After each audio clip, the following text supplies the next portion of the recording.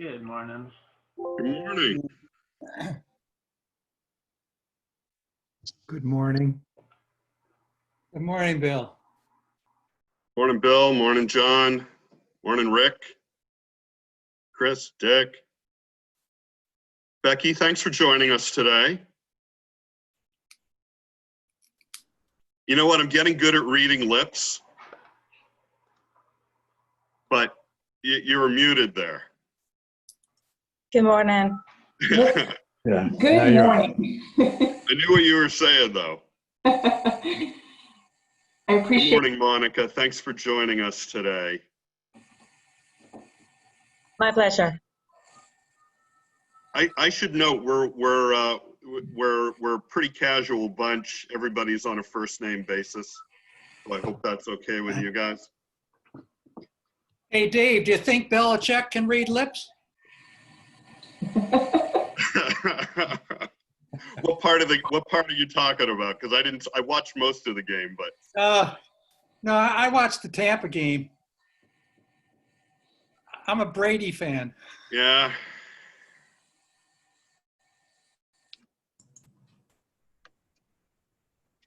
You know, the part, and I emailed this to Bill last night. The part I liked about the Patriots game was when Jim Nance goes, "Oh, based on the crowd noise, the momentum has shifted." Yeah. I watched the Notre Dame Duke game, and there were some kids in the stands. So much different than in the NFL. Yeah.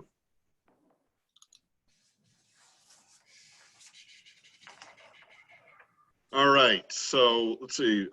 John's here, Mary's here, Chris here, Dick's here, Rick's here, and so I think we can probably get things going. Is that all right, Jordan? Ready to get things started? All right. So we'll call to order this a meeting of the Commission to Study School Funding Fiscal Policy Work Group. It's September 14th, 2020, at just after 10 o'clock in the morning, and to be consistent with the governor's emergency order on remote meetings, we'll begin with a roll call of the members, and actually we'll roll call everybody so that we've got introductions for the record. But I'll start. Dave Luneau here in Hopkinton with Ozzy, the long-haired dachshund. John. John Beardmore, also in Hopkinton, alone in the room, but my family is in the house. Thanks, John. And Mary? Mary Heath here in Manchester, home alone. Thanks, Mary. And Chris? In my office in Portsmouth and alone. Great, thank you, Chris. And Dick Ames? Yeah, I'm here in Jaffrey in my home alone. Great, thanks, Dick. And Rick Ladd? Rick Ladd, I'm here in Haverhill, New Hampshire. My wife may be in and out. Okie doke. And we've got Bill Ardinger. Yes, hi, everybody. I'm in Cutting, Massachusetts. My wife is out and around. Great, thanks, Bill. And let's see, we've got from Carsey School, we've got Jordan Hensley. Jordan Hensley here in Dover. My fiance is around. Great, thanks, Jordan. We've got Bruce Mallory. Bruce is here. And we've got Jen Four from House, our committee services. Hi, Jen 4. I'm calling in from the LOB today, in the office by myself. Is it a quiet place? Until Anne erupts in laughter up the hall. Thanks, Jen. And let's see, we just checking around here, and we've got Becky Benvenuti from Municipal Association. Becky, welcome. Thank you, and I am here alone in my office. My husband's in the home. Great, thanks. And we've got Monica Mezzapelle from who is our state treasurer. Welcome, Monica. Thank you. I am currently in my office in Concord, And also Rachel Miller is on the line. Great. And we have Rachel. Thanks for joining us this morning, Rachel. Hi, good morning. I'm here in my home in Milford, alone with 3 cats, 1 dog. Great, great. And Bruce is back, and we roll called you in. So I'm here. So I think we're at full strength here. And Jordan, how are we doing with tech check? Everything's looking good. Doesn't seem like there's been any access issues. All righty.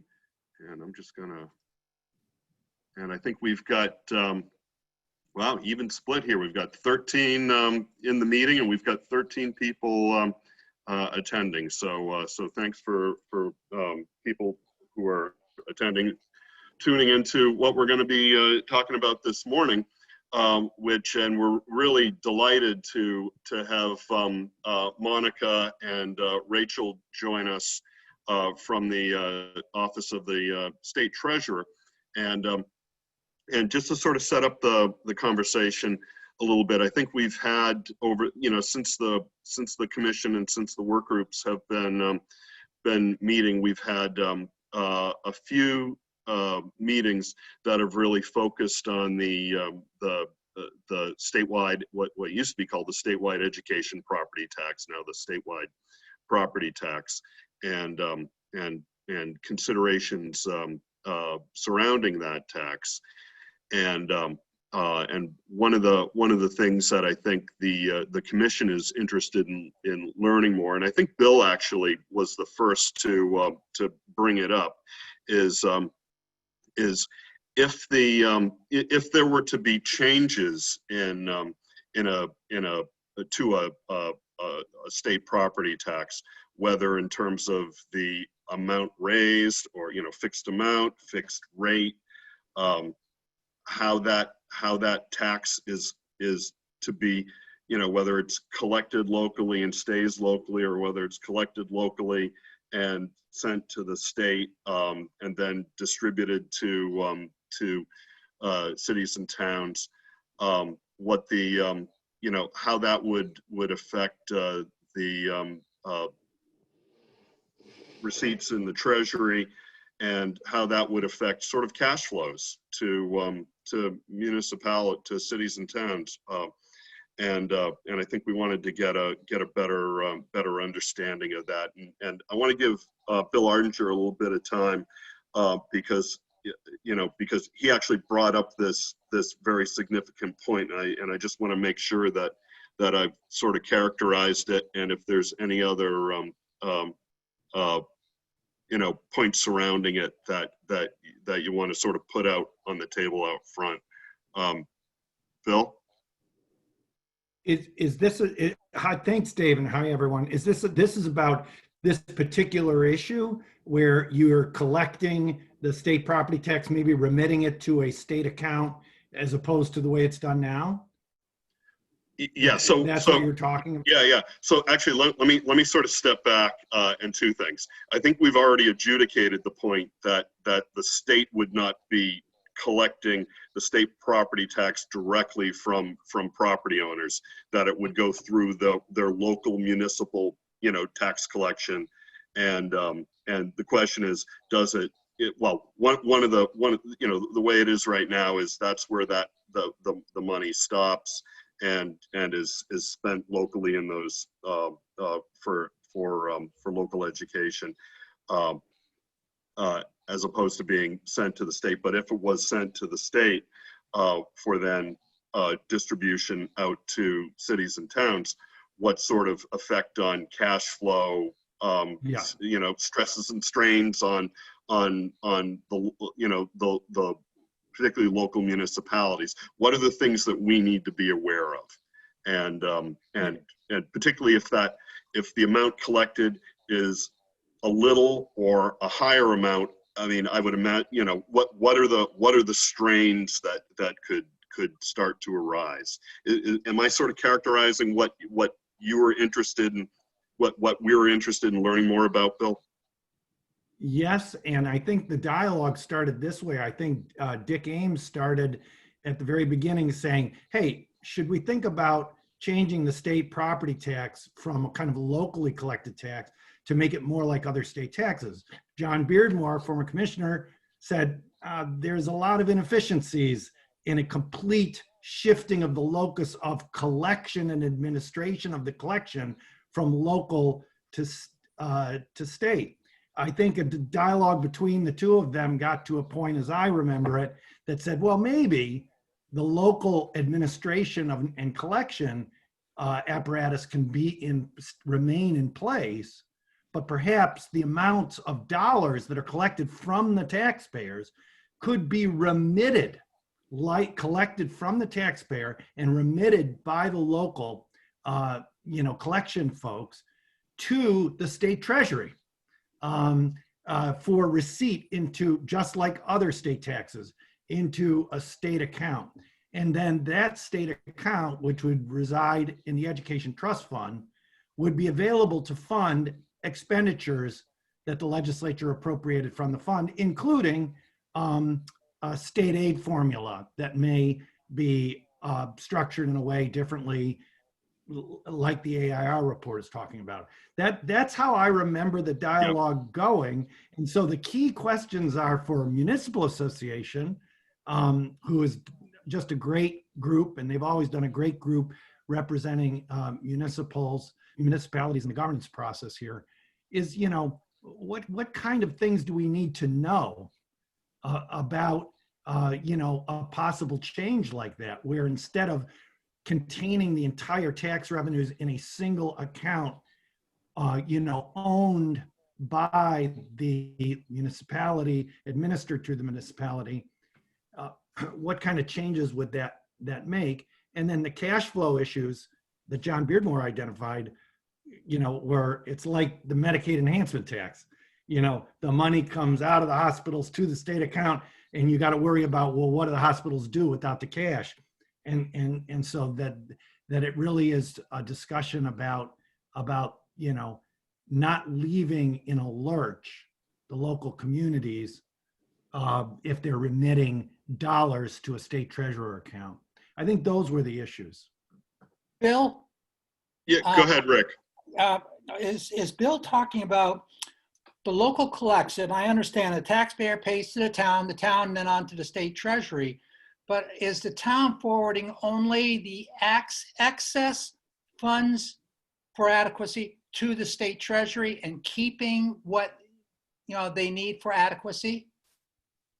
So I would like to engage Dick Ames in this, because I think Dick, the dialogue that I heard maneuvered from a full state collection apparatus like DRA does with, for example, the BPT, and to one, I think the answer is, and I want to hear Dick, is that it's not just the excess, it's the entire tax proceeds for the state tax that would be remitted. Yeah, so I'm gonna sort of stop this right here, because I think that's really what we want to understand, how that would work, and what the stresses and pains and challenges that municipalities and the state treasurer's office may have when looking at something like that.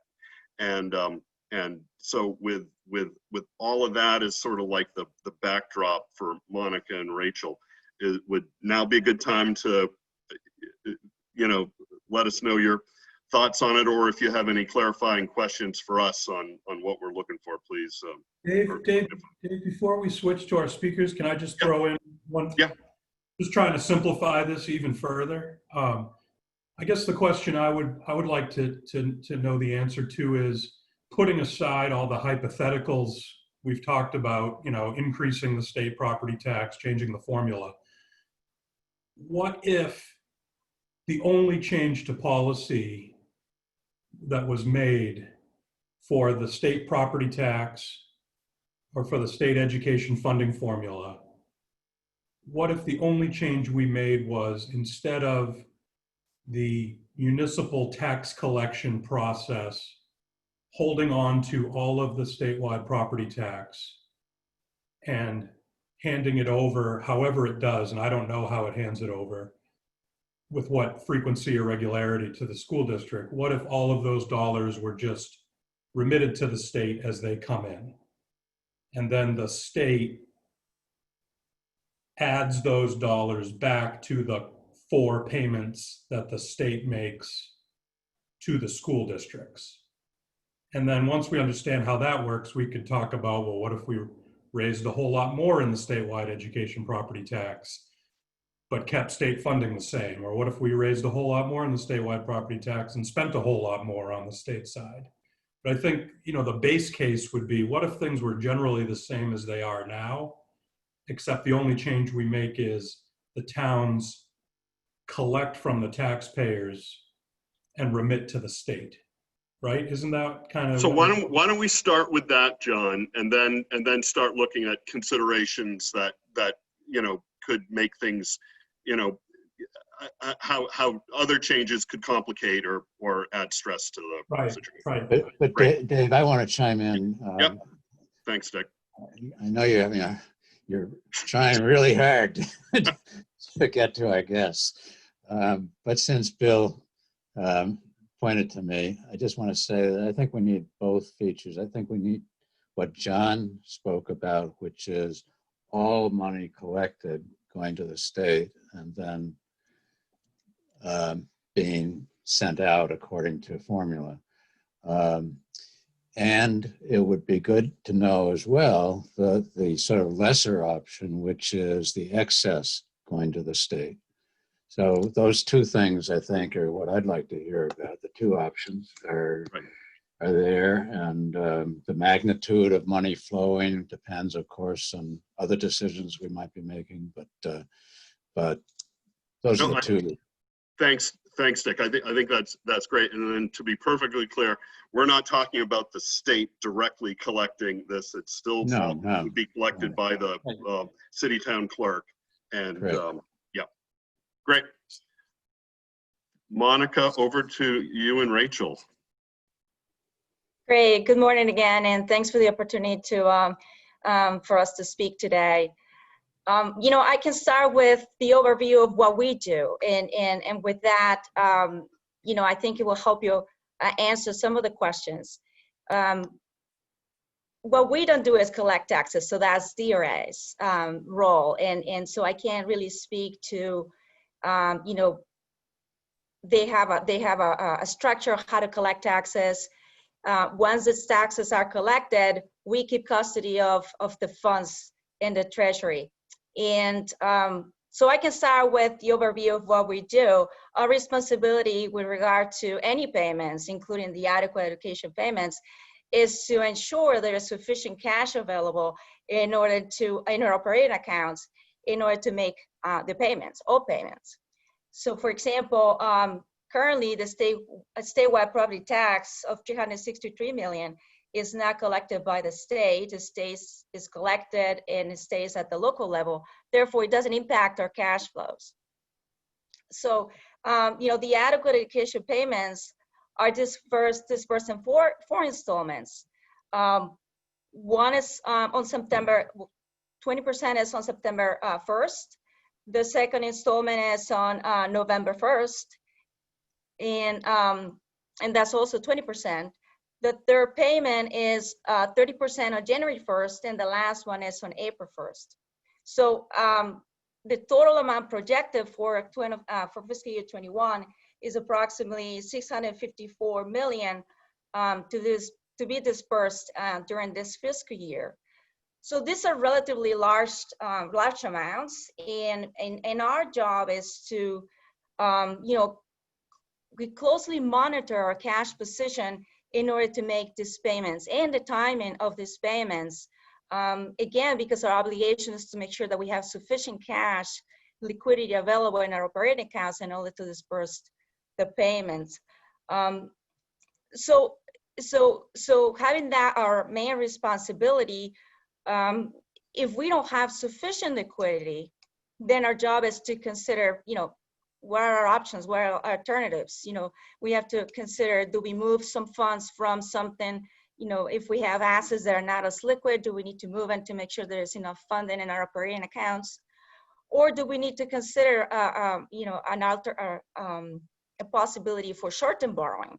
So those are the things that we have to consider with all disbursements, all obligations of the state.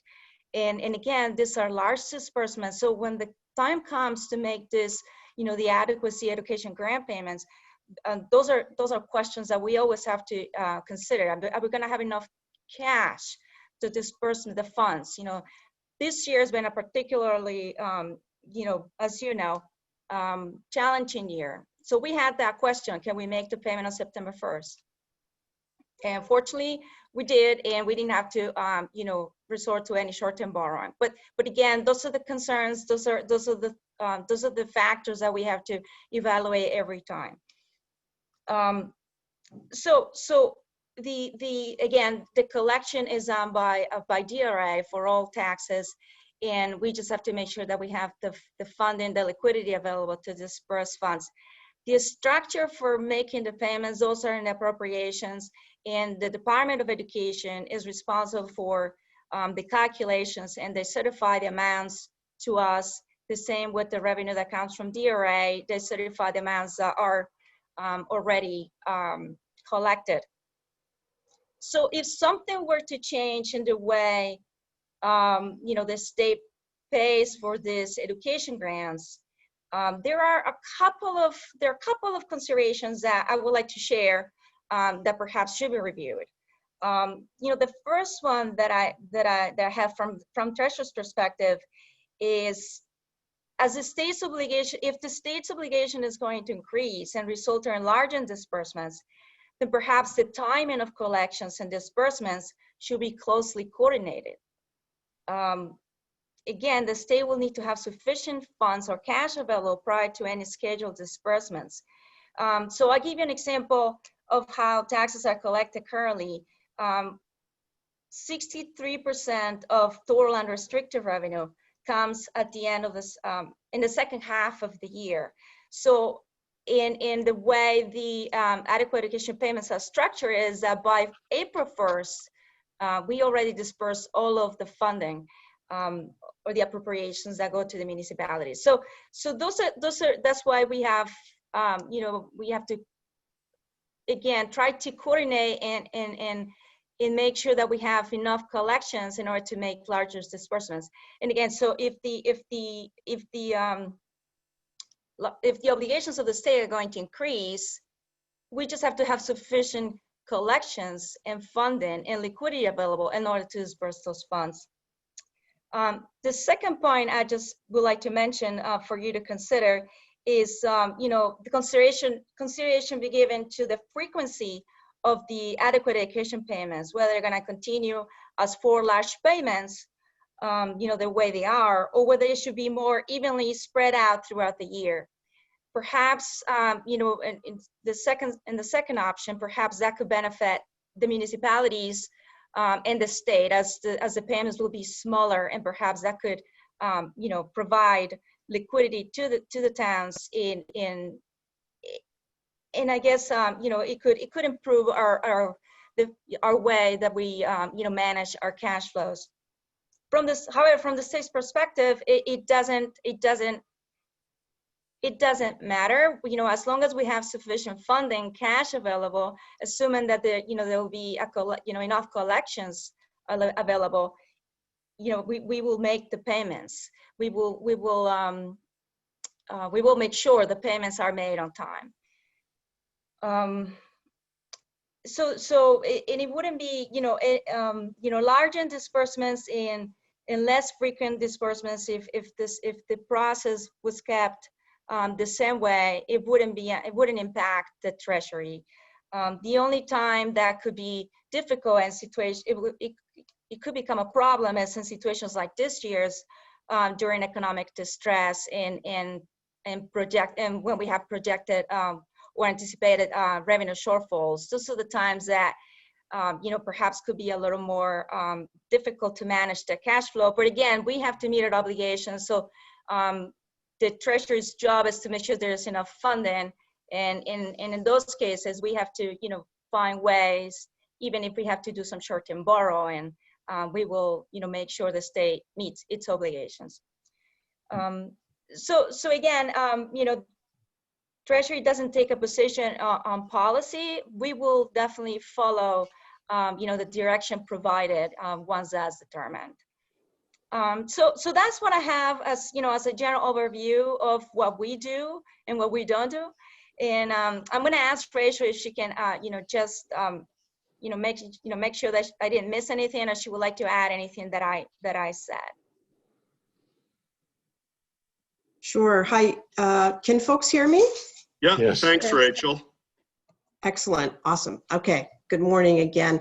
Yeah, as Monica said, absolutely, putting aside the fact that this year is very, very strange and challenging, we will do what we need to do. I'll reiterate that obviously with cash flow, the more we can sync the timing of the cash in and the cash out obviously is optimal for us, right? So we would prefer not to borrow, as would probably most people. Putting that aside, we have tools that we can use to make sure everything runs smoothly. But I guess the bottom line is absolutely, especially as payments grow larger, right? Anything we can do to, I guess I would just say that it's optimal to have the cash in hand before we have to make the payments.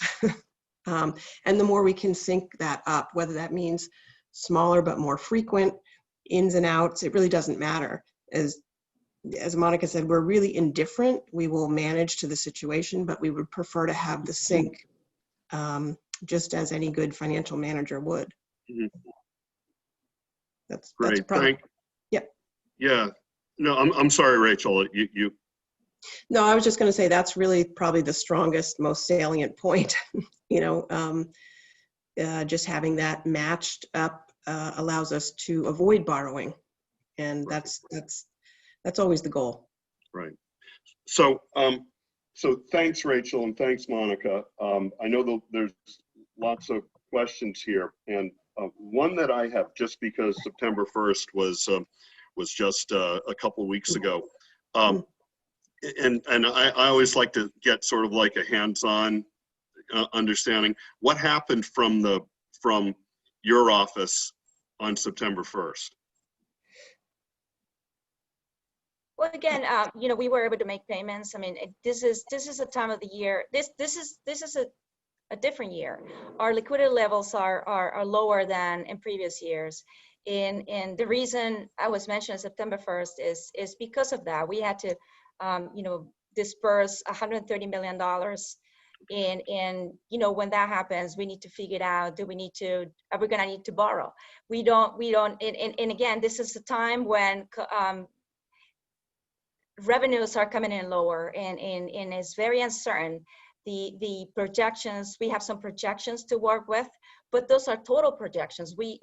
As the collections come in, our job is to make sure there's enough collections coming in to be able to make those disbursements. So we are monitoring our cash position on a daily basis, and when we know we're going to have large disbursements like that one, and we need to review all of the state's disbursements that are going to happen, within the next week or two or in a month. We need to really determine based on law, what are those payments that we must make, and are we going to be able to make those payments? And so that's what happened. Just a few weeks ago, we were concerned that we needed to do something different in order to make that large disbursement. We didn't have to borrow. We were comfortable with the amount that we had. Our cash position was sufficient, our liquidity was sufficient at that time. But again, this is a difficult year. This is a year that we are on a daily basis watching and monitoring our cash position, our liquidity. If we need to borrow, we need to know that ahead of time, so we have sufficient time, and we have the tools available to do that. It's just that we need to, we are just, projecting those cash flows and just watching our cash more closely than we would. In 2019, we had sufficient cash. It was a good year for revenues. This year is just very different, uncertain, and it's going to continue all the way until the end of the year.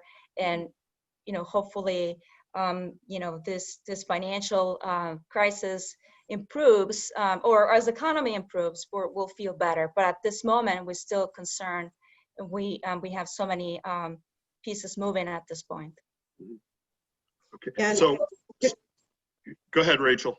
well, I was just going to add one extra point too. Is we were fortunate, very fortunate, coming into fiscal 20 and now 21. But we were very fortunate. We had historically high cash levels, both just liquidity levels, but also especially the rainy day fund.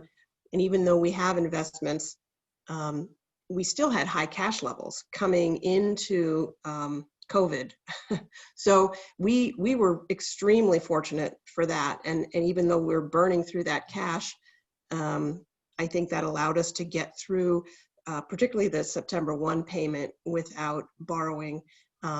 Obviously, as you can imagine, we're rechecking and projecting cash flow scenarios 10 times more than we would normally, because there's just so much uncertainty with revenue inflow. I will say the one point, just as part of this discussion, what I looked at leading up to September 1st, as Monica asked me, are we going to have enough cash, is, you don't know, with the revenue uncertainty alone swarming around, it's also, again, a timing issue, right? Because September 15th hasn't happened. So we're planning for a huge disbursement on September 1st, and the revenue typically comes in the middle of the month. So I just throw that out there again as an example of the context of what we're talking about. Sometimes we're always working a little bit out of sync. Mm-hmm. So No, the more we can stay in sync, the better. Yeah. No, thanks, Rachel and Monica for that. Just getting back to the sort of the hands-on thing, just so on September 1st, $130 million went out. I know it doesn't really matter, but this is like 200 checks going out to directly to school districts or to cities and towns.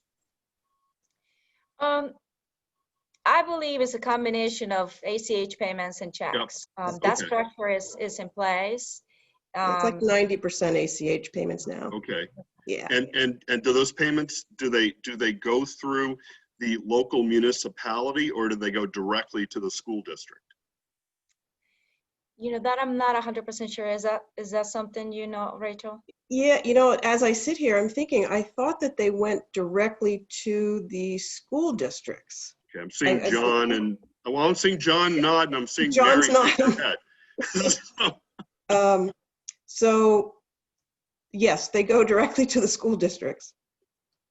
They go directly to school districts? Is that a consensus, Mary, or you? I'm not sure. John would have a better answer than I do. I just thought that they went to the city and then it was dispersed to the schools because of the way we work in Manchester. But I may be wrong. I will find that out. Hang on, John, go ahead. Yeah. Manchester could be different, but in Hopkinton, I'm 99.9% certain the school district gets those 4 payments, and the town's only involvement in education finance really is that statewide property tax. They're otherwise totally politically and financially independent. And the local education property tax. So what I'm taking from this is that a school district, and let's just pick on Hopkinton, a school district like Hopkinton is going to get some funding directly from the state treasury, and it's going to get some funding directly from the Hopkinton clerk's office. Yeah? Okay. That's right. What I can't recall is the frequency at which the town remits the state property tax to the school district business office. I believe that is arranged between the school district and the town, and there was some judicial opinion on that out of Carroll County this fall when the town decided it would prefer not to give the school district its money. But remember, we also have the town collecting property taxes for the county as well. That is set in statute. I believe it's a day in December. The county gets all of what the town has collected on its behalf. So that's what I got. Okay, thanks, John. Rick, I know you had a hand up. Well, I was just going to echo what John said. I know here in Haverhill, there's an agreement between the school district and the municipality for that local money which goes, and it's an agreement which we have dates set, but there are times when the municipality takes the tan out to help, and sometimes we may be within a slide of a week or two, and that's in a working arrangement with the school district. Mm-hmm. Okay, great. Dave, can I add more thought? Go ahead, John. Just in listening to Rachel and Monica testify, hi Rachel and Monica, nice to see you both. Two amazingly excellent financial professionals, by the way. This is really a technical question, right? We're talking about cash flows. So what I think I heard Monica say is, to the extent the state is going to pay out more in those 4 payments, it would be nice if the state had the money in advance. Mm-hmm. And if the state doesn't have the money in advance, the state's going to have to perhaps short-term borrow, think about other ways to juggle liquidity, and the state has ability to do that. It sounds like really this is, you've got 3 entities at the table. You've got the state, potentially, the town, which is collecting the tax. We're going to hear from municipal representative as soon as I shut up. But we also have the school district at the table, and we don't have their representative here today. So maybe that's another piece of the puzzle. But it seems like at any rate, whoever is left holding the bag for additional payments wants to have that cash up front. And it seems to me with 3 entities potentially in the midst of a cash flow shuffle, it's unlikely we could devise a scenario where all 3 entities are better off from a cash flow perspective than they were under the status quo. So then I think Monica pointed to, well, if we're going to change and it's going to impact the state's cash flow, the other change that we could think about is when the state pays out. That's in state law. Bill just shared us that state law. That's malleable. We can change that. But that's going to affect school district cash flow for sure.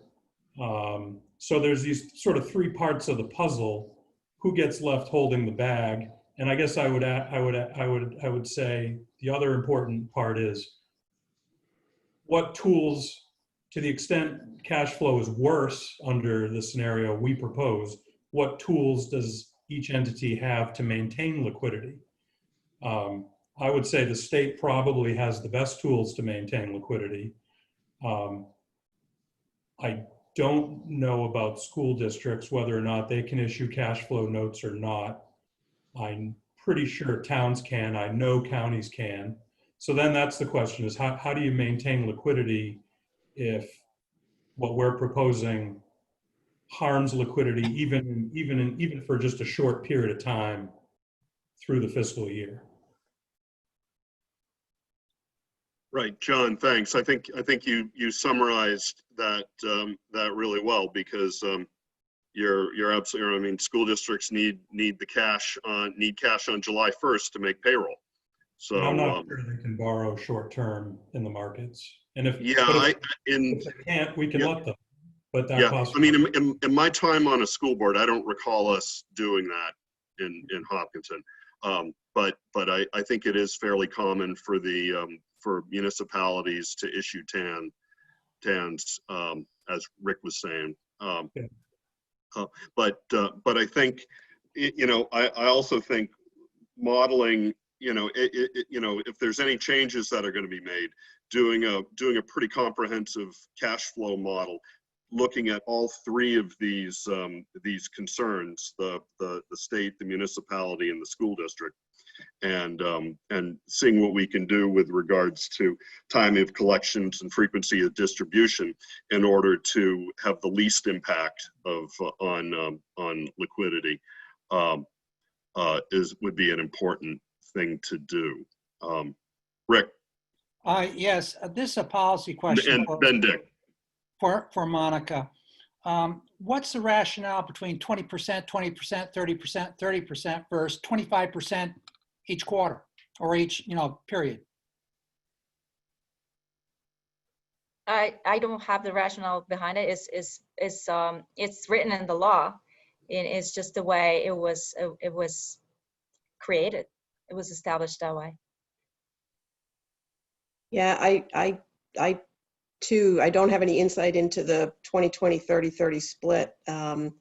John may recall. I'm not sure who was around when that came to be. I was not involved in this debate when that came to be. I think it's been pretty consistent for the last couple decades. But if you notice, it's backloaded. Right. And right. that to me is reflective of the fact what Monica just said is the state takes in 63% of its revenue in the second half of the year. So when you see the formula, 60% of the cash is going out in the second half of the year. When you talk about the second half of the year, John and Monica, are you talking like a calendar or fiscal? Oh, fiscal year. Yeah, we celebrate New Year's on July 1. Right. Okay. So the back half of the year is January through July. Correct. Yep. I always like to make sure we have a common basis for that. Dick. Yeah, I just wanted to reinforce what you said, Dave, that I think this conversation alerts us to the need to be attentive to cash flow issues as we move forward in figuring out what we're going to do about the funding of adequacy. And I also want to add that there was a period of time, as I understand it, when the statewide education property tax revenues flowed to the state and then out. I think I've got that right. And if that's the case, there's some history there that we should check on in terms of how it worked, what liquidity problems were involved in that significant amount of money. I think this was when it started out at $6.60 a thousand, and then it came down. And through that period of time, I don't know whether it was the excess money only that came to the state. Maybe it was. I see John nodding his head. So, and again, on that point, that this whole discussion points to the need to think about whether it's the excess we're talking about that needs to come through the state, or come to the state, or is the whole caboodle, everything collected under the statewide property tax that comes to the state and then goes out, because the magnitudes are significantly different. Well, again, I think these things we should clearly model them, and to really understand that impact.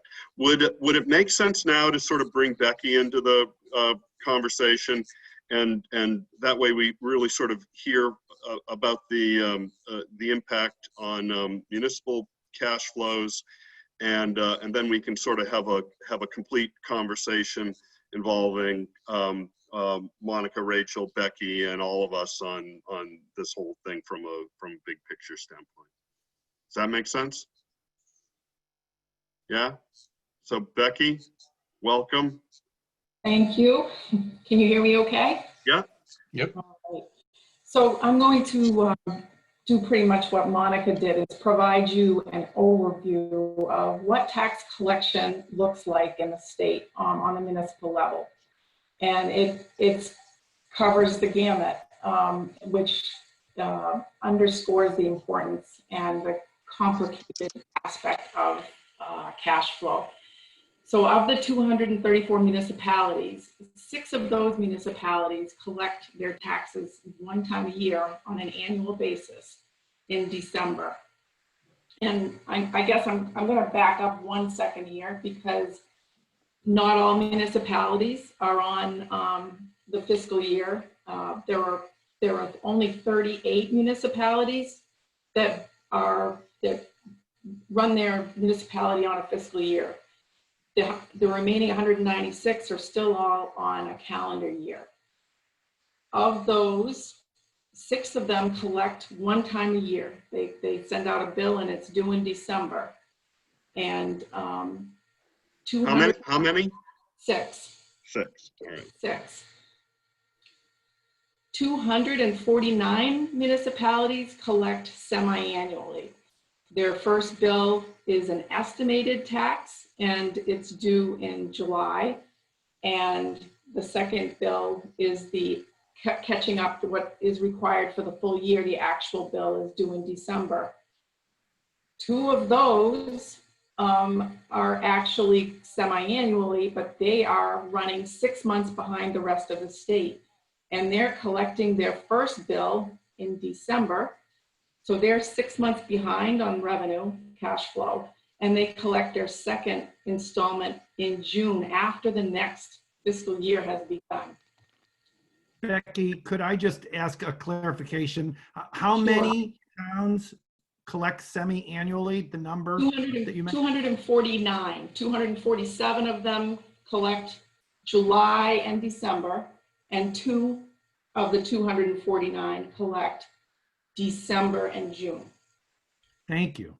You're welcome. And there are 4 municipalities that collect quarterly, and they collect in July, October, January, and March.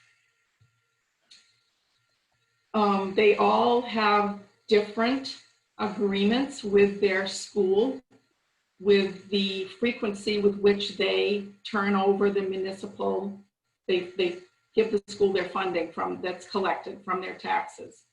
I think the municipalities that would have the least cash flow implications would be the quarterly municipalities.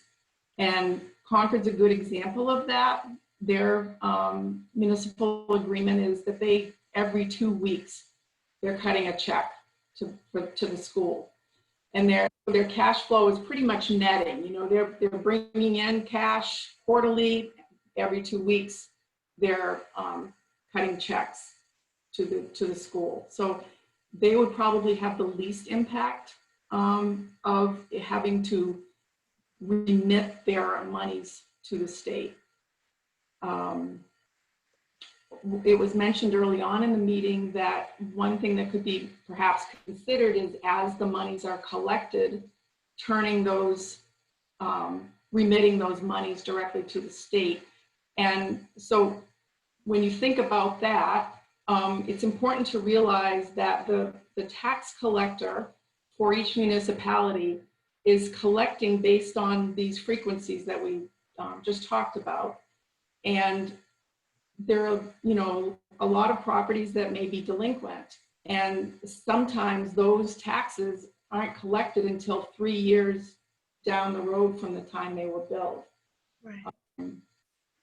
So there's there's a leaning process and the deeding process that goes along to ensure that the municipalities going to be able to collect what's due.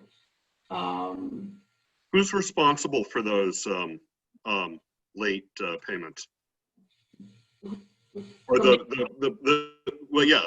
does the school get shorted? No, the municipality has the liability for whatever is due the school, whatever is due the county. Those monies get turned over to the appropriate entity that they're collecting for. So the municipality is left holding the bag, so to speak. And you know, what the offsetting benefit to them is that they do collect interest on delinquent amounts, which, you know, helps them with that. But I think that you know, TANs would definitely come into play here if those and what you said, Monica, is same thing applies. It's all about timing. This would really, depend on timing. But there are a lot of municipalities that if they don't use, when they send out their bills and it's due in July, and if they needed to remit, an amount that maybe they haven't collected yet, or even are in the process of collecting, that is going to put them in the position of having to do a tax anticipation note, short-term borrowing to tide them over until all the monies have come in. Becky, is there a report available somewhere that sort of lists out you've got 6 that are doing annual collections, 249 that are doing semi-annual, and you've got 4 doing quarterly. That sort of lays that out so that we know what we're talking about. I don't think there is, actually. And I was a tax collector myself for about 17 years and was very active in the state with all of these various tax collectors. This morning I reached out to Bruce. I think Bruce is on the phone right now at the DRA. Get that number. It's not something that I knew off the top of my head, and to my knowledge, I don't think there is a list of who bills, what fiscal years the New Hampshire Municipal Association keeps track of who's on what type of financial year. But as far as what you're looking for, I don't think there's a report. We certainly could provide that to you, Bruce, or I'd be happy to provide the information that Bruce gave me. I'm not seeing Bruce on, although he may He's on the phone. Is he on the phone? Yeah, he's got his hand raised. You want me to bring him on? Yeah, can we bring him in? Thanks, Jordan. Bruce? All right, Bruce. Bruce, I think you're in the meeting. And muted. On mute, yes. Yeah, he's muted right now. Bruce, can you hear us? And unmuting is what, Jordan? Oh, he's Dave, done. I'm here. Oh, great, Bruce, welcome. Thank you. Your name's been brought up, and we thought that would make it very appropriate for you to join us, if that's okay with you. That's fine. How can I help? Well, one of the things we were just talking about, and Becky was mentioning about how of the 234 municipalities, 234? Dave. Yeah. That the frequency of state property tax collection, while it's generally semi-annually, it's different in different towns, and we're just concerned about cash flow. Right. Yeah, the total numbers, including, as I said to Becky earlier this morning, includes the unincorporated. So that's why you have more than the 234 that you're thinking of. Well, one, yes, we keep track of the status of the frequency of tax billing, just as sort of a record-keeping piece of data. That's why I could rattle that off. Happy to make that available, so you could have a list of every one of the 259 by name and what they're doing, the 4, the 6, and the 249. Also, as I was listening, I mean, certainly would confirm what others have already said, which was at the municipal level. I mean, that flow of funds from taxpayer to tax collector to municipal treasurer and then to the school district does rely on the agreement between the school district and the respective municipalities. And as John was saying, that court case confirmed that, and for the record, it's RSA 198:5 that gives the authority to the school district to require the payments as they desire, and that was mentioned.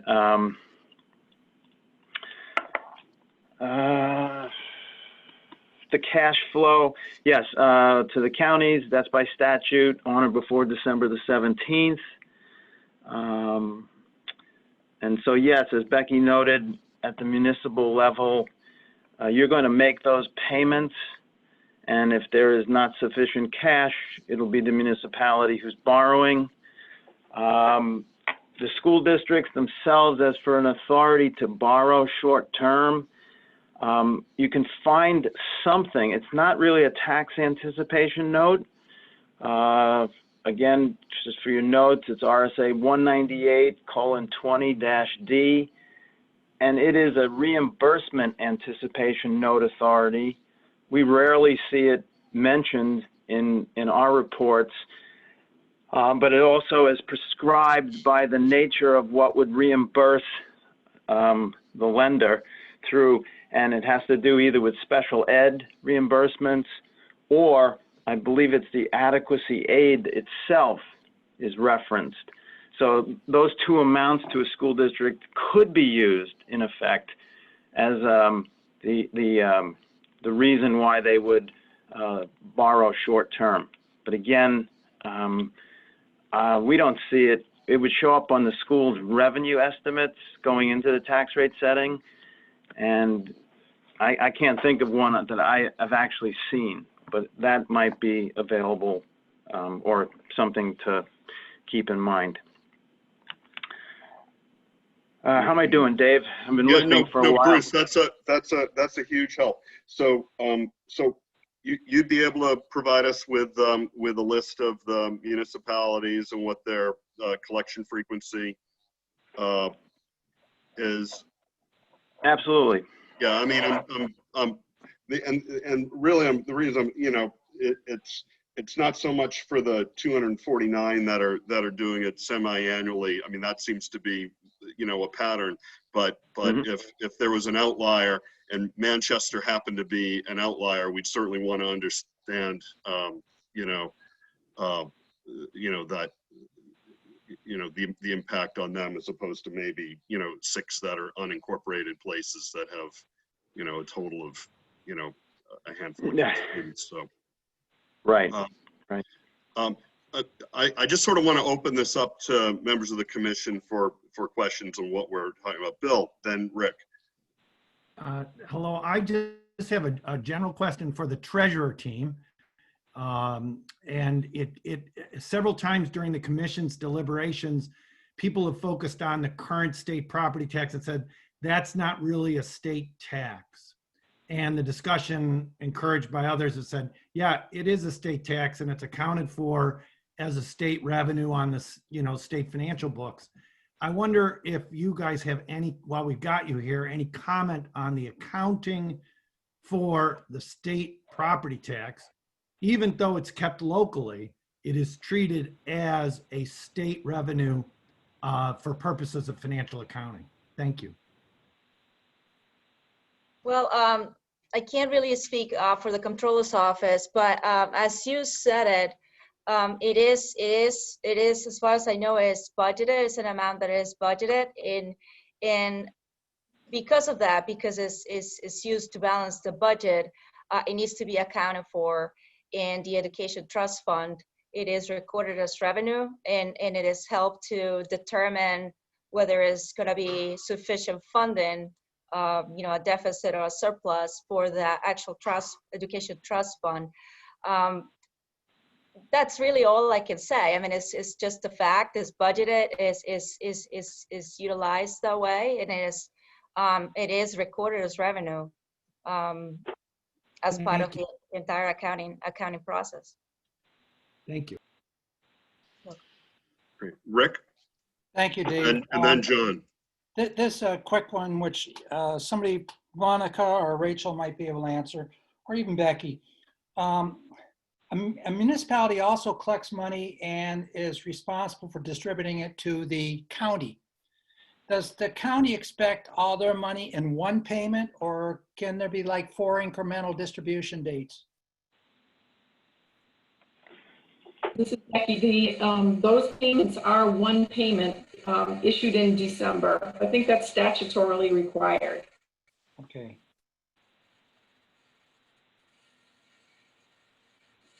John?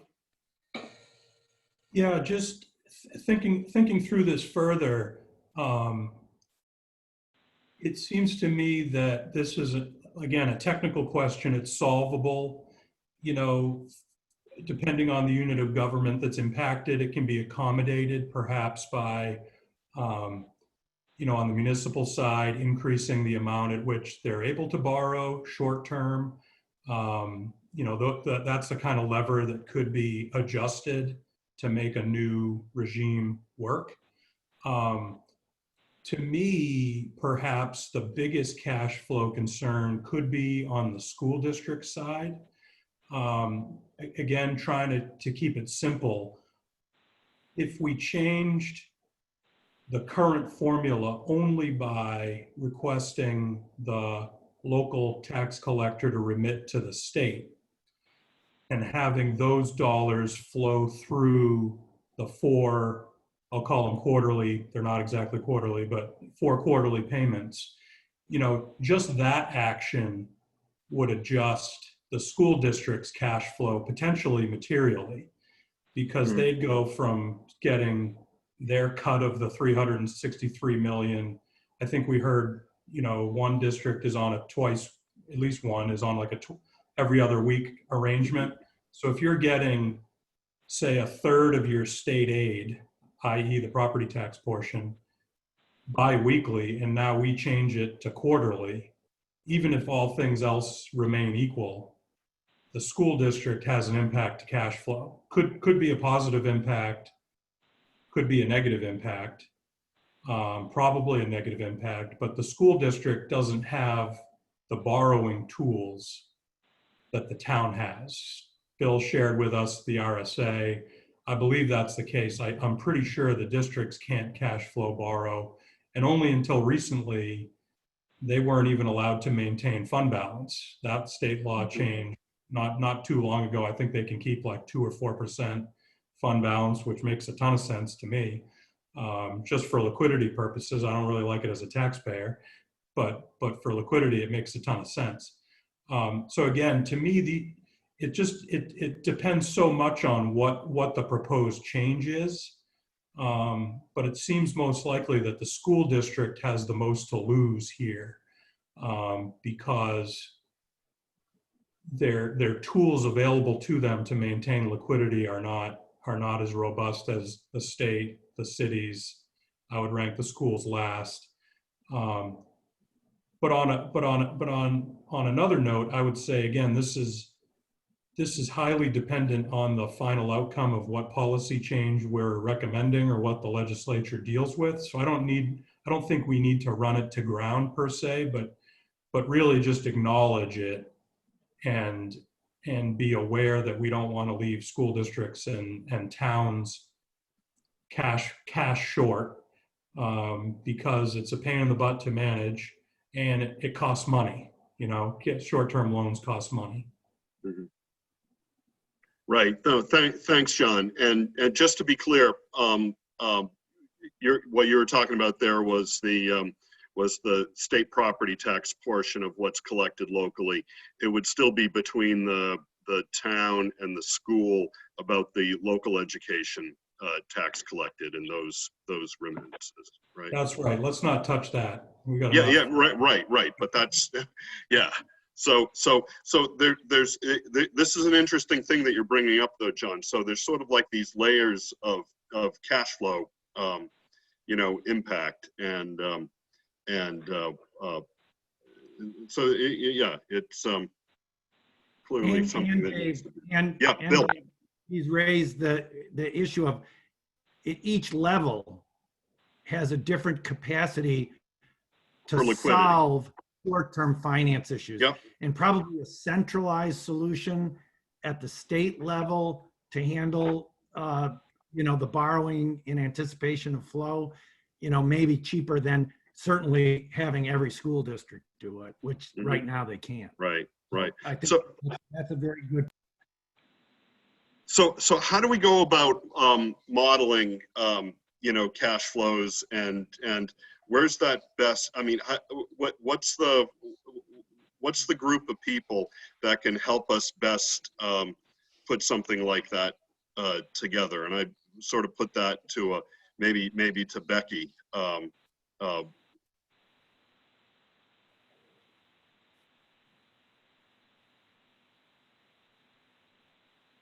sorry, thinking. Certainly your school representative is key here. I think maybe the New Hampshire Government Finance Officers Association might be a good resource to reach out to. They would have both municipal and school, financial director types that participate in that. So I think they would be an excellent source. And the New Hampshire Municipal Association would certainly do, help in any way that we can to facilitate that. You've got this, you've identified the state, the schools, the municipalities, and the availability of TANs too is something that isn't consistent throughout the state. Some of the smaller, more remote municipalities have difficulty with that. So what I'm hearing, and Bill, correct me if I'm wrong, but that while we certainly recognize and appreciate the importance of cash flow at the state level, the state also has the greatest ability to maintain liquidity, and so ensuring stable cash flow at the municipal and school district level is probably the most the first thing to consider, and then seeing how that can be done and also have the least impact on cash flow or the most positive impact on cash flow at the state level, but school and municipality first, and then understanding from the state. Yeah? Monica, is that all right? Yeah, I mean, again, the state, yes, the state has the ability has tools to, to make sure there's liquidity to meet all obligations. Again, regardless of how the changes, are decided or what kind of policy is decided, the state will do what needs to be done in order to make those payments. Collections are going to be a key, the frequency of collections and how that's done, from however it's done, and whether the state is going to collect those funding. Collections and frequency is going to be a key, again, in order to disperse whatever frequency is decided. So, right, yeah, right. I will agree. Right. So if and what we haven't really talked so much about is how the magnitude affects if it affects cash flow, and how does it affect cash flow. Currently, the state property tax is, and I'm just gonna, I know it's just under $2, but let's just say it's $2 per thousand. Historically, at one point it was almost $4 per thousand, and I think it was $6.60 per thousand at one point. But I guess $2 per thousand compared to $6.60 per thousand. What are there? The cash flow challenges the same? Are they different based on different collection rates? I will say there's not a lot of impact. If the inflows are greater, the outflows will be probably in sync as well. So it wouldn't be a huge impact. I guess at this moment, I can't think of real impact. I mean, that's something the state can handle. We just recently received $1.2 billion. It was a big problem to have from the federal government, but we were able to manage that. So so the volume really doesn't. Again, at this moment, I can't think of any downfall, any downside. So compared to the other two factors, timing and frequency, volume's really not a factor. the way timing and frequency are. Yeah, I don't see it at this moment. Okay. Yeah, can I just add one quick point? Yep. Just to put it all out on the table. So Sure. depending on the gap between inflows and outflows, you know, and certainly if this formula changed such that it required this, I don't see it as a problem, but I'm just pointing out that currently the Treasury only has statutory authority to borrow up to 200 million in general funds for short-term borrowing. So, you know, again, I just don't want to overlook. I mean, it's an important cap, and so if we're talking an increase in magnitude of, you know, X something, we would want to consider the fact that we'd want to make sure that we have the statutory capacity to make this all work. But So that's it. That's a statutory cap, 200 million in general fund. in general fund. For general fund borrowing for short term. Okay. Yeah, and that's a great point Rachel just added. I mean, that's something that we don't utilize often. We don't. And again, and so yeah, that's a great point. If the volume changes, perhaps that's something we will have to consider.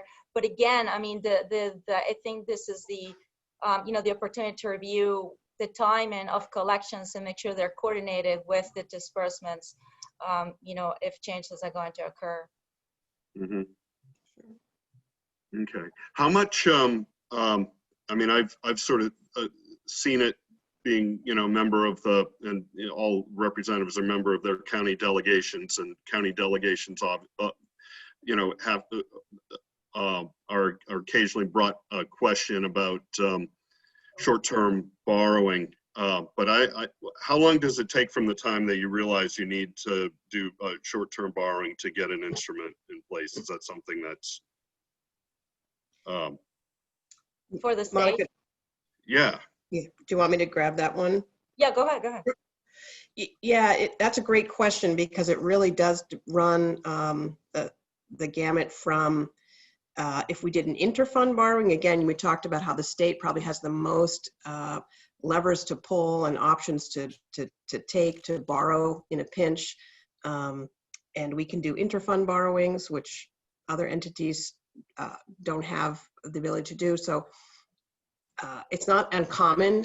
Prior to 2016, it wasn't uncommon that we would borrow 50 to 100 million from our state revolving funds, SRF funds, for a very short period, 2 weeks to a month to 6 weeks. So we have interfund borrowing, and there we're not going to market. So we can actually pull the trigger on that in very short order if the SRF cash flow needs allow for that. You know, I don't want to assume that they could always accommodate us, but that would be our quickest and least costly method. Then you get into private placement. Banks, there is a difference among banks, but some really would love to do business with us that way. So we could do a private placement. Again, you're not doing a full-blown SEC official statement. So it's a fairly quick, you know, a month, 6 weeks, I don't know, maybe less. And then the full-blown going to market, that's where you get into, yeah, that could take 2 months or so to pull together all the disclosure documents. Great. Thanks, Rachel. And Dave, on that point, with the treasurer team here, let's just thank them for their work to keep New Hampshire's credit rating like S&P at AA and stable. You guys are doing a great job during this period. Thank you. Yes, Thank you. Absolutely. I think we all recognize the important work that you're doing.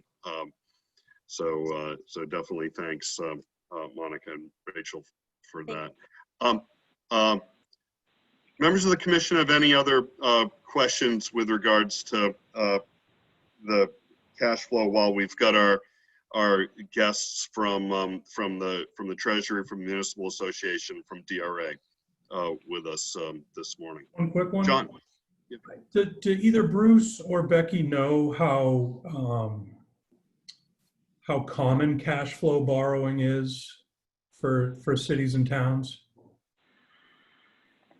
I guess I'm just trying to understand how familiar local government officials are with those kind of processes. I don't have a sense. I know Merrimack County does a TAN every year. But I don't see a whole lot of local government debt from cash flow debt from New Hampshire. Bruce, I'm don't jump in if you have some hard data on that. I'm really speaking not from hard data perspective. It is, I mean, it's something that happens with municipalities. There are some that do it on a regular basis, and there are some that never do it. It would be, it runs all spectrums. Yeah, John, I'd say the counties, it's a regular feature of a year. On the town city side, it's not something that we're tracking, so I can't say with any certainty how extensive it is across the state. But I would agree with Becky. Some communities, if they had to do it, they know how to do it. Their banking relationships are developed enough that it's not brand new, and others might never in recent memory have done it. But I don't have a firm set of numbers to give you. I'll see if I can develop something and get it to the commission. I'm not asking for that, but I assume most of them would be placed with local banks anyway, so you won't be able to find bond docs in the market. We did in a recent survey, because we're very concerned about cash flow. You know, we also have revenue streams that are drying up or through the COVID. Fortunately, property taxes so far isn't one, but we're definitely expecting that it is going to be a cash flow issue come December and the next bill probably. But that was one of the questions we asked. If you had to go for a TAN, would you be able to? And there were some that could not. They don't have the ability. And I can't speak to the specifics about why they wouldn't be able to, but it's a factor. Dave, Yeah, Rick. Grafton County does a TAN annually, and Haverhill, up here where the complex is located, also does an annual TAN. Would local bank, as John was referencing, with Woodsville Guarantee, a great relationship, and it can get the TAN immediately. Okay, good. Thanks, Rick. So what I'm hearing is that Bruce is going to look to provide the commission with some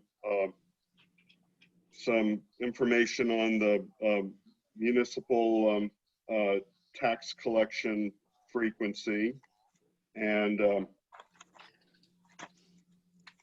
looking at the notes here. Sorry about that. And Bruce, you just talked about another element too, I think tied in with John's question. Dave, I'll see if there's any way I could even give an estimate, just if that's the question of how many of the municipalities have utilized the TAN and would have that ability at their somewhat at their command right now. Right. No, I think that would be helpful. Thanks, Bruce. And Becky also suggested that maybe we can maybe reach out to the New Hampshire Government Finance Officers Association and the Municipal Association about doing some cash flow modeling for us.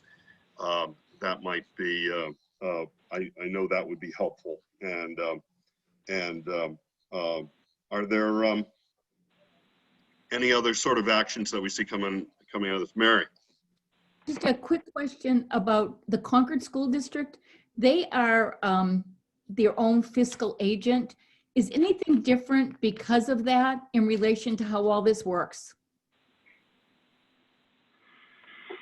Is that sort of a question to Bruce or to Becky, or? Whoever could. Bill might have the answer too. I don't know. Given the close. Let Bruce try. I don't know the answer. If I was going to look, I suppose because Concord School District does have a charter, so it might be part of their charter, but I'm not familiar in detail, so I don't know if they're able to do something that another local school district can't. Mhm. Dave, Yeah, Bill? Yeah. the Concord School District is fiscally autonomous, which means that they have the power to set budget and tax rates, working with the department's team. But Right. in terms of billing and collecting tax, that's done through the city's tax collection office. And so it is, they don't have their own tax collection structure. Right. Thank you. That's what I was looking for. I was elected to the Charter Commission that Bruce was referring to. So great. Any questions from from the commission to any of our guests this morning in order to find out more on the impact of this? But I think we've got a lot of good information, in terms of what the major considerations are with regards to cash flow, the timing of collection, and the frequency and timing and frequency of payments being front and center, and obviously cash flow more than anything, as you get more local, going through municipalities to school districts, becomes a much more sensitive issue. It's certainly sensitive at the state level too, but state capacity, state has greater capacity for that than maybe some municipalities and certainly school districts. Yeah, Bruce. This is Bruce. Yeah, I just thought maybe another sort of group that might have some good information if you're going to start to talk about this. Maybe the New Hampshire School Administrators, that association. Yep. I would think they're sitting on top of things like, that cash flow need on a regular basis. So yeah. So School Administrators Association, and maybe the ASBO, School Business Administrators, or School Business. I think officers. that's the organization I'm thinking of. Yeah, oh, okay. ASBO. Okay. Now, Dave, in the original structure of the 30-30, 40-40 backload spread that Stan Arnold was working with Governor Shaheen on, that they were very closely involved in that.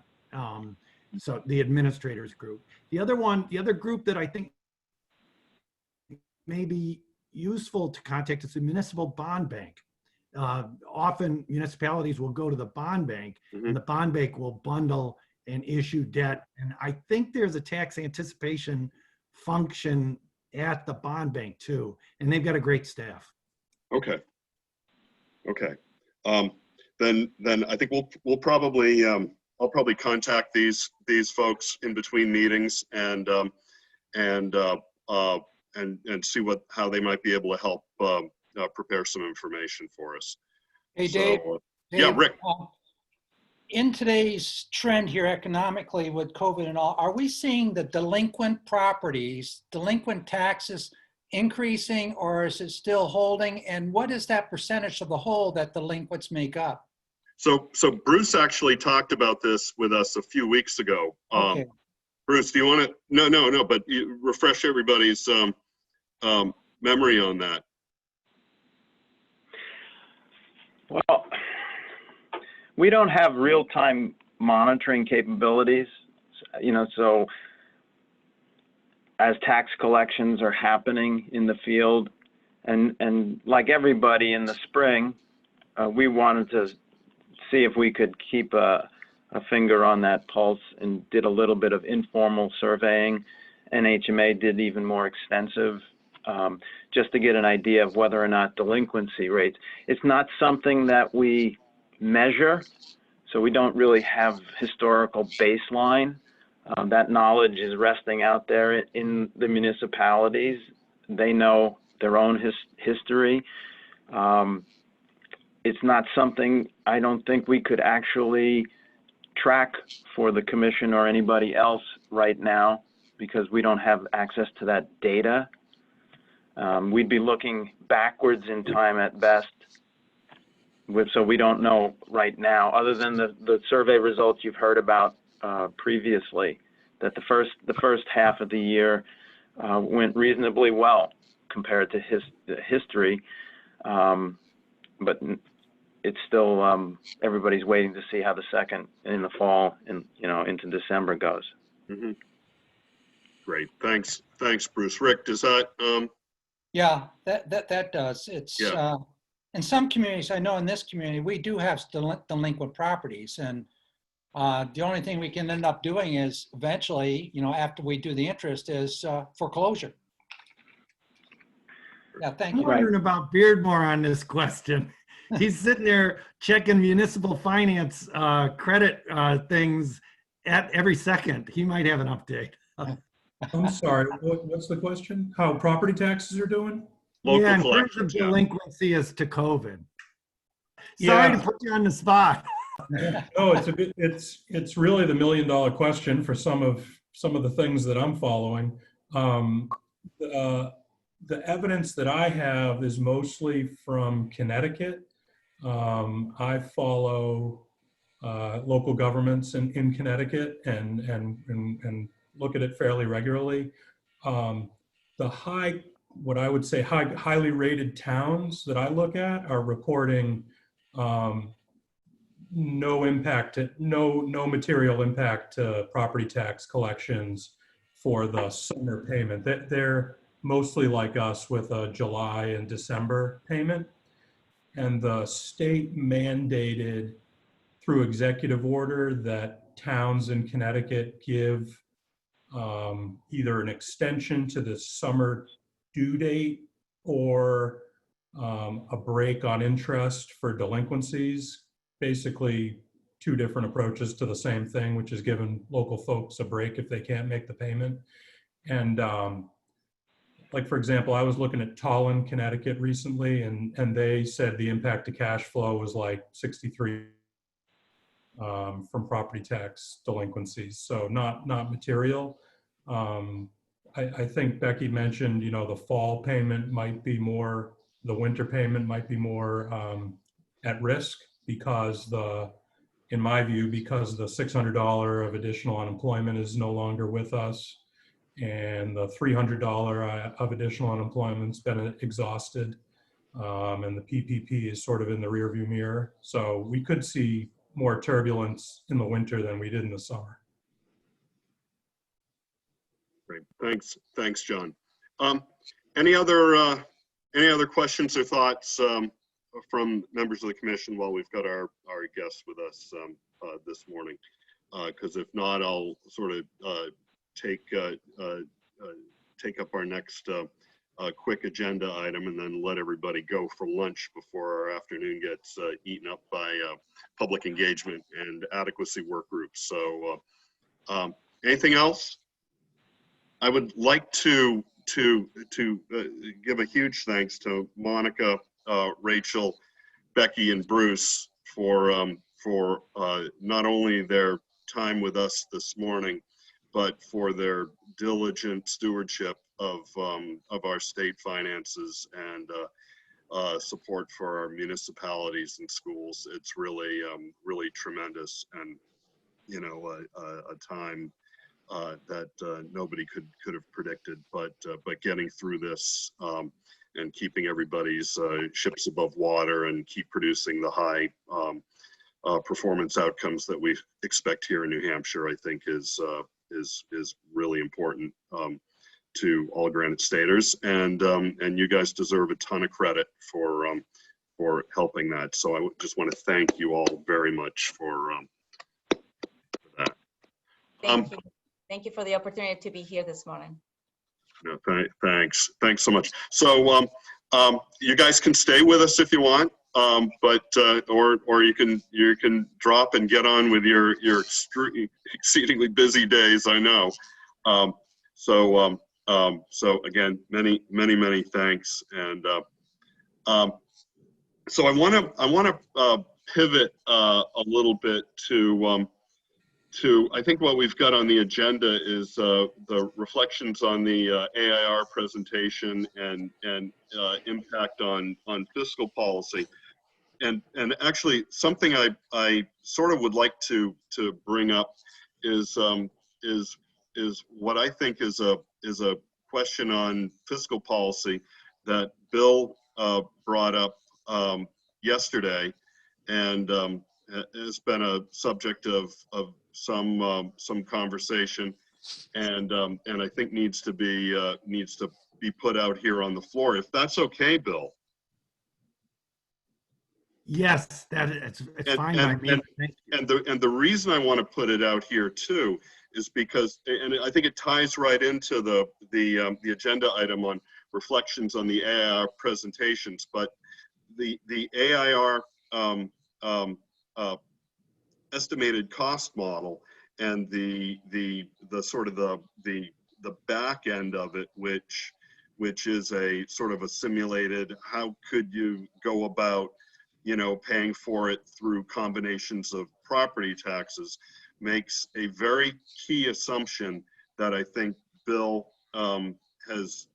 wants to bring forward, and that key assumption in the cost model, but in again the back half, how do you pay for it through combination of state property tax, local property taxes, and non-property tax state revenues, assumes a first last dollar approach, because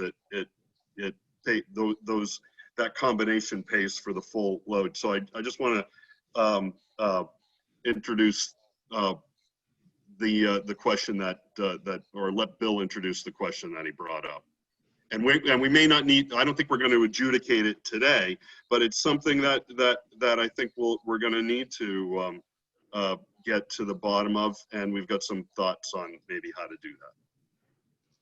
Well, if I, just to summarize, and I think this is an issue that the commission's been wrangling with from the beginning, and I think Iris expressed a caveat at the last adequacy work group meeting that brought to, so we now have the AIR report in front of us.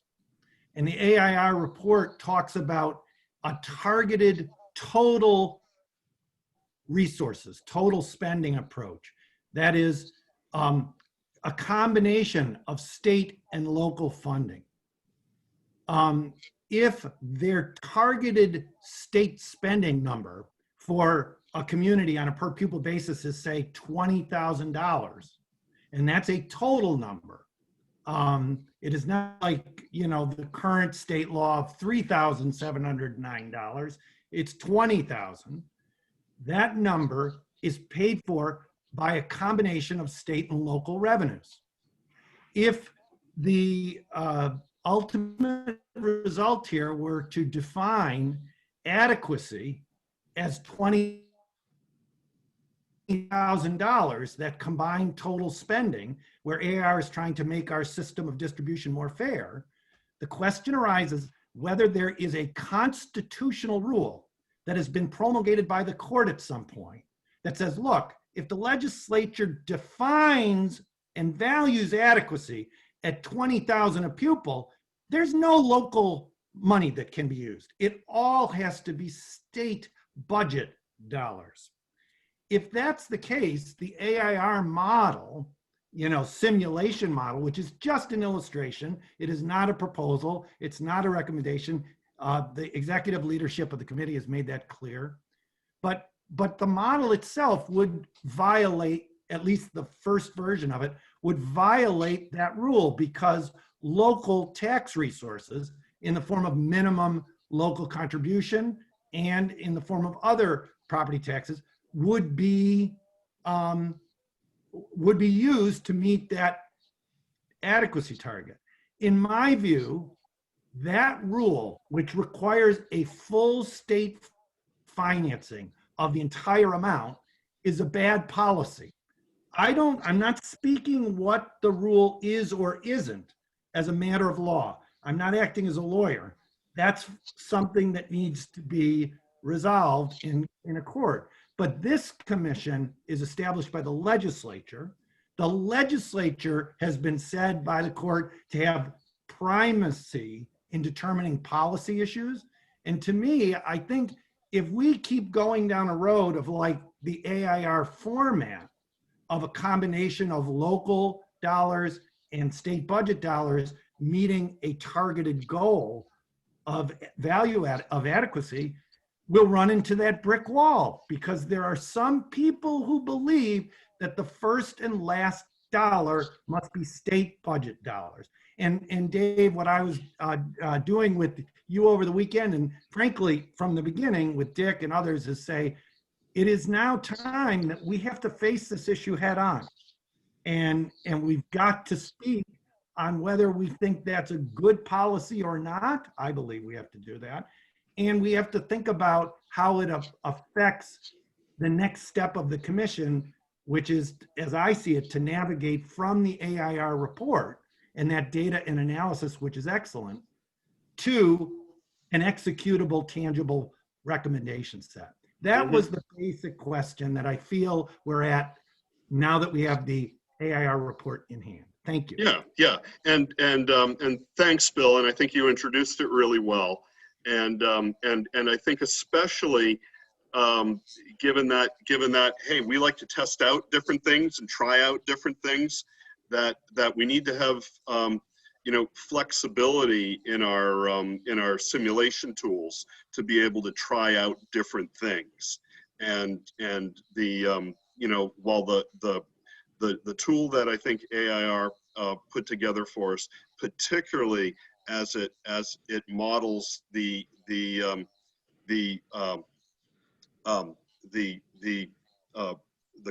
models the educational costs based on achieving common performance outcomes. That's the complex part of the model. That's where AIR's real value and analysis came in. How you go about coming to it through fiscal policy, state local splits, equalized value per pupil or equalized value per weighted pupil or distribution according to that. That's a totally separate thing that sort of can be glommed on to the back end of that estimated cost model to come up with fiscal policy recommendations. But the question that I think Bill's put on the table is a really important one.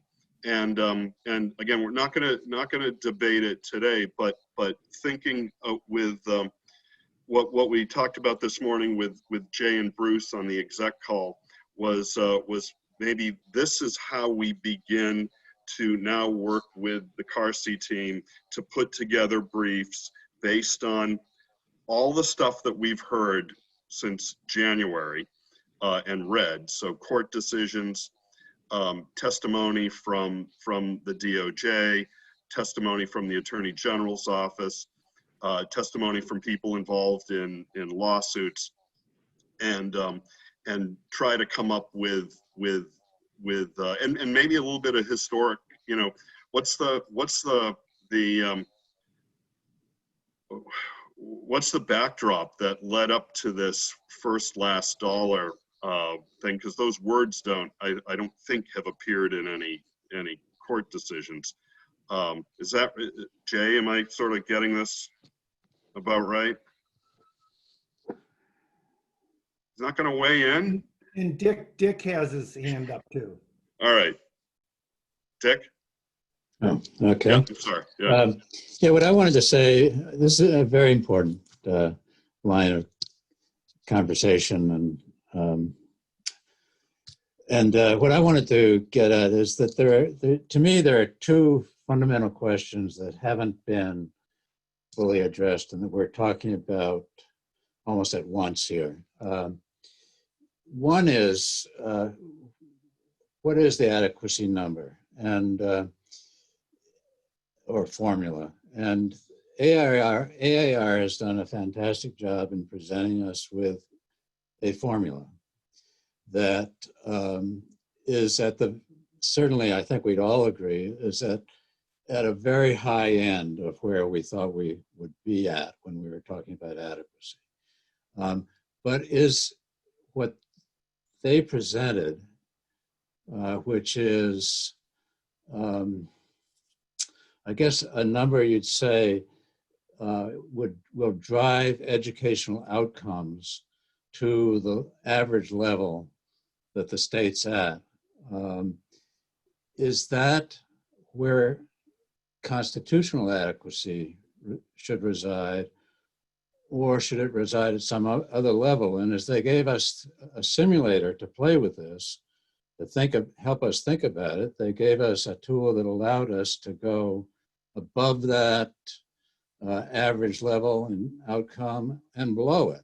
And if we went below it, we could go to 45% of the average down to 5% in 5% increments. And it brought us down to a spending level of, as I recall, somewhere around $2 billion instead of $3 billion if you went to the lower end.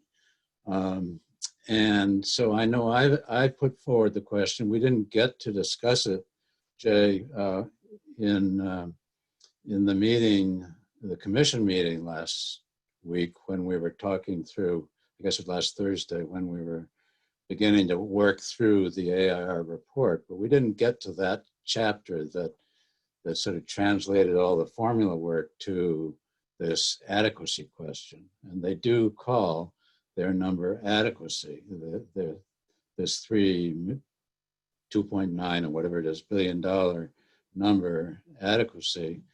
But is it adequacy? I think we need to talk about that. Well, I think, yeah, and you know, Drew weighed in on that question, Dick, where he said, look, these are estimated, you know, this is an estimated cost model for education, and he's not saying that this is tied to.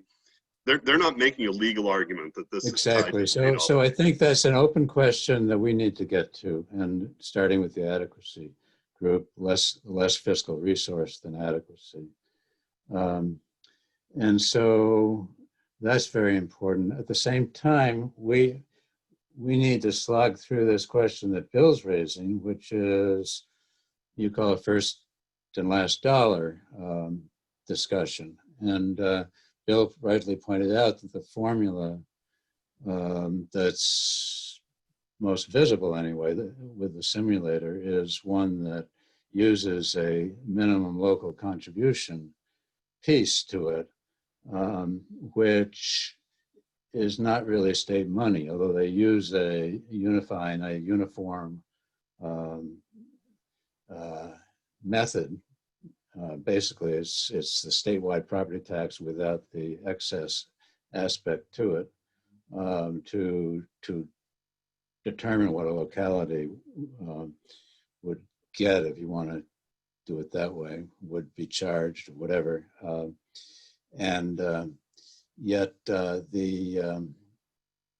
this question of whether that local contribution somehow is consistent with the state's obligation, constitutional obligation, is a big question. And I know I've talked about it with Bill some, and I'm open to thinking it through. The Constitution that the Supreme Court has interpreted, and indeed the interpretations, except for some language that you might call loose or is and not really dictated by an informed analysis of a particular situation where the state is struggling to meet its obligation to provide an equal education, an adequate education for every child. And goes to a way of funding that is in part dependent upon a local effort-driven contribution, whether that way of meeting the state's obligation is consistent with the past interpretations of the court I think is an open question. I don't think it's determined. Because the past situations have all involved either the state's funding it or the locality's funding it. And when the locality is funding it, it's driven by how much value there is in a community and all the inequities that arise out of that. So of course the court went to, okay, the state has to fund it, but maybe they wouldn't if it was if a different packaging, a different way of ensuring that the locality's burden wasn't too great and therefore creating other inequities and perhaps violating what's in the Constitution around taxation. Maybe the court would have come out in a different way in that context. So I see it as an open question on this mandatory local contribution concept that is in the AIR report. So that's on the fiscal resource side, and we need to be talking that one through as we go forward. We need to really get a handle on, it's both a legal argument and how this thing might work. And this local contribution idea grew out of Massachusetts's approach to things. In Massachusetts, they've got another component, another variable that they throw in to determine the local contribution. It's not just equalized value, but it's also income. The income, I don't know how they determine local income. They've got a state tax, income tax, so maybe it's from that source, but they do determine a capacity to raise money that's influenced not only by property value, but also by income value in the community. And maybe we should be thinking about sort of an additional variable that would, take some of the edges off of just a property tax, the property value driven formula for this local contribution that otherwise are there, that some communities have a lot of property value, but they're also very poor. And we don't have a way right now of, we haven't thought of a way right now of enriching this local contribution concept. So that's those are my thoughts. Mm-hmm. Right. So go ahead, Mary. Sorry, I love the idea of a minimum local contribution.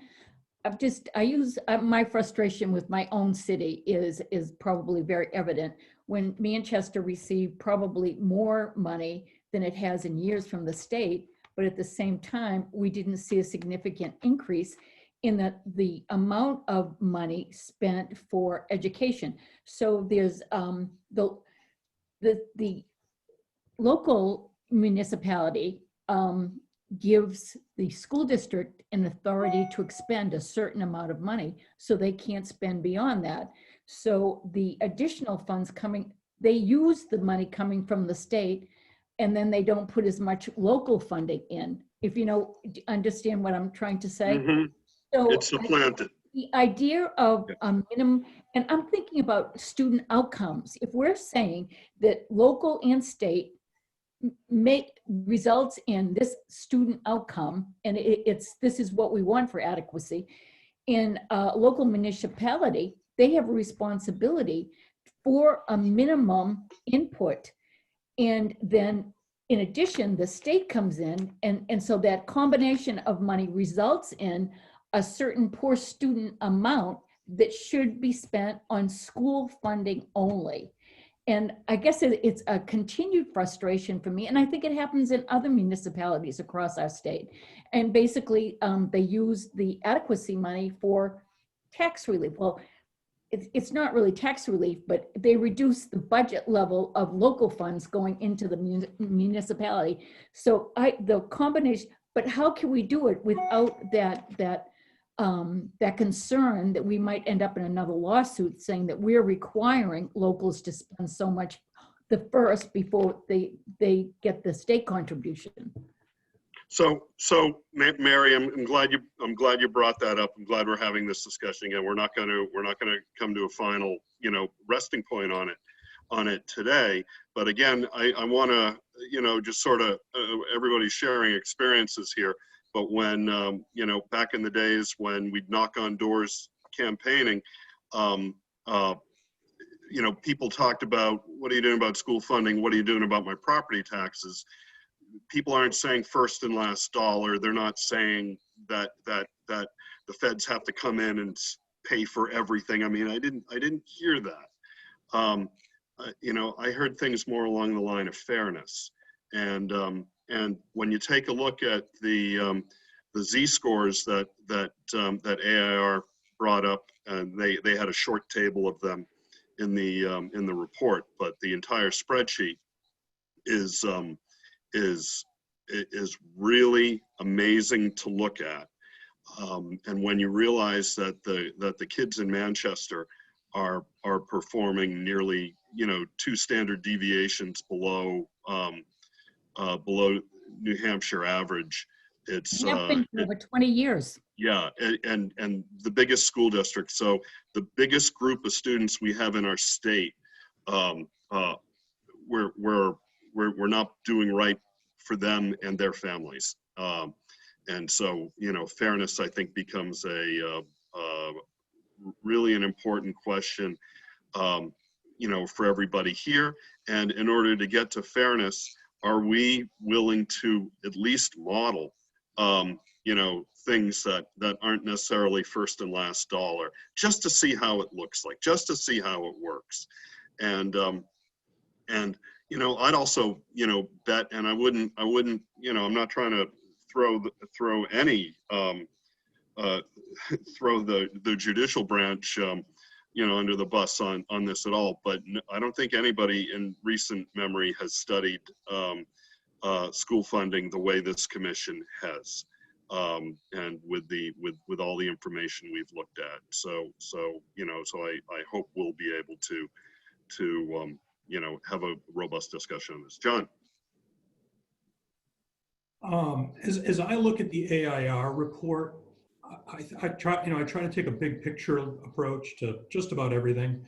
And I think that report tells us that our current system is grossly unfair to students and grossly unfair to taxpayers. Mm-hmm. You know, to me, that's the key takeaway.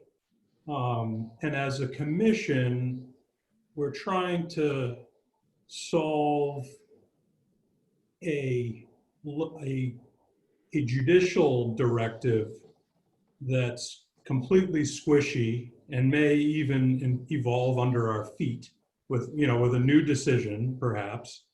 And we're trying to make the system more fair. And I think if we take AIR's proposal, in the first instance, my analysis is this more fair than the current system? I think it is. Is it perfect? Probably not. But is it moving the fairness question, you know, down the field? I think undeniably so. You know, could we shave it on the edges and go in a little bit different direction on some of the inputs? For sure. And we should, but like big picture, it seems like a fairer way to do business. So Bill's raising the question, is the $5 local tax contribution constitutional? I mean, I think that's basically your question, right, Bill?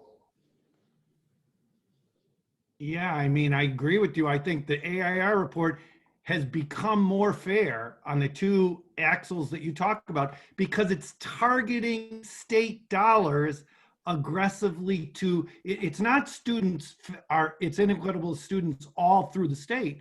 It's in some places. And so targeting dollars to those places has an impact not only for the students, but also for taxpayers, property taxpayers. So, but the question is, does the state constitutional rule, the alleged rule, actually prohibit targeting? There have been people in this debate over the last 30 years who have said that it does, the court has prohibited it. And I think that we have to face that head on, because the only way we achieve equity is by focusing on inequity. And if the court has got some first and last dollar rule everywhere, that becomes a direct obstacle to achieving more equitable results. Thanks. But Bill, So, this is, so this go is, ahead, John. Sorry. thanks, Dave. This is a different spin on targeting. And it's this concept of having a local contribution.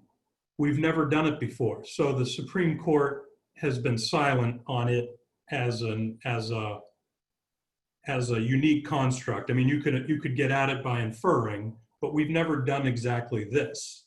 So I would say the question is, and I agree with the way Dick summarized that point exactly with you. As one slight difference is, I don't think this commission, as part of the legislative branch in its roots, should get into the game of trying to predict what is going to meet with some vague rule or not.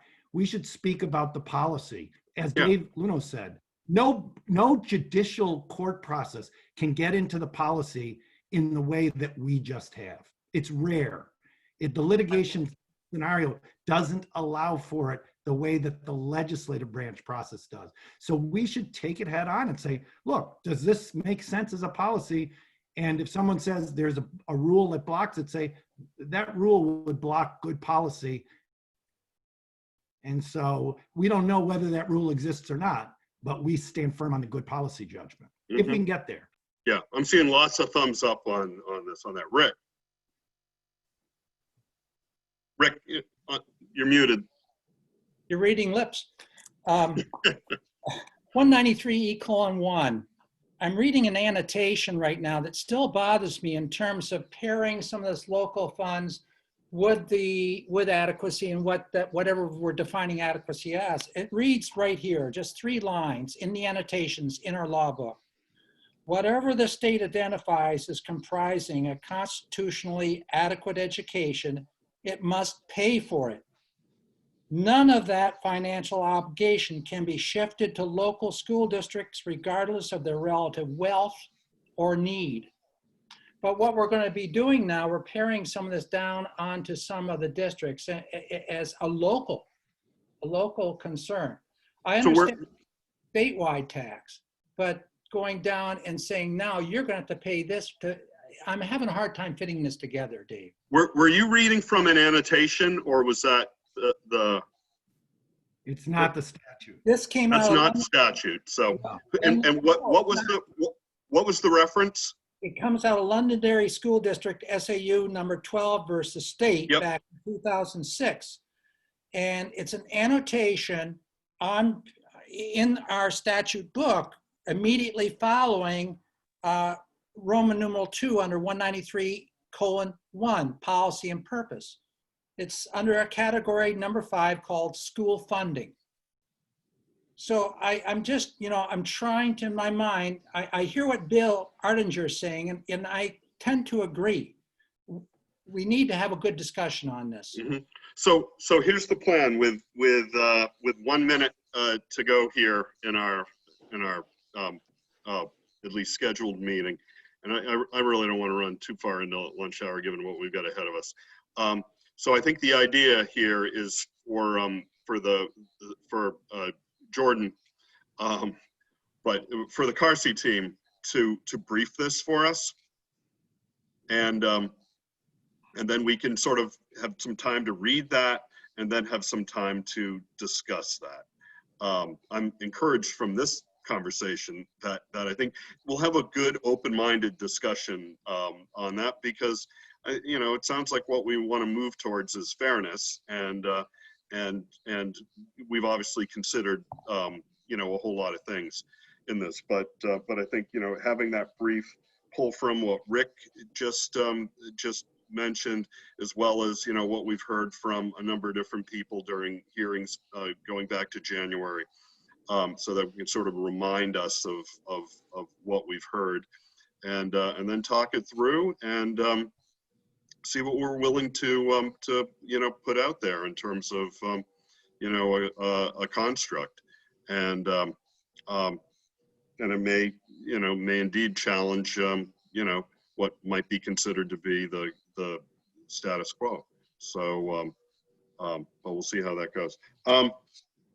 Let's see, what do we got coming up? We've got public engagement at 1, and we've got adequacy work group at 3. And Mel, any preview as to what's coming up? No, we're ready to go. We're going to be looking at the report dealing with the educator survey, and then beginning to look at the engagement schedule that's coming up later this month. And in one of the issues that we were talking with Kay about earlier today was we need to make sure that as we get into these kinds of discussions that you just had, we need to make sure that the voices of those who are out in the public have a chance to be heard by the commission. And I think this is very, David, that this is we all know this is a very common issue, but for most people, it's to understand the complexities of what we're talking about. And they've got a common voice. We're going to look to see what the themes are that are coming through these engagements that we're going to be having with taxpayers, students, etc., so that their voices can, in essence, be heard by the commission before any conclusions are made. That's a major change with what the commission is going for. I mean, we've been talking to the experts, we've been talking with those who are totally engaged, but we need to allow these other voices who are not engaged in this in a direct way, who have feelings and concerns about funding and tax policy, et cetera, that affects their daily lives. Our goal is to get those voices into the room. Okay. Great, thanks, Mel. And Jay, we've got adequacy at 3. Right, so a couple of things here. Sorry if I was muting while the crowd noise accelerates here with the wind. It's kind of like Foxborough yesterday. Yeah.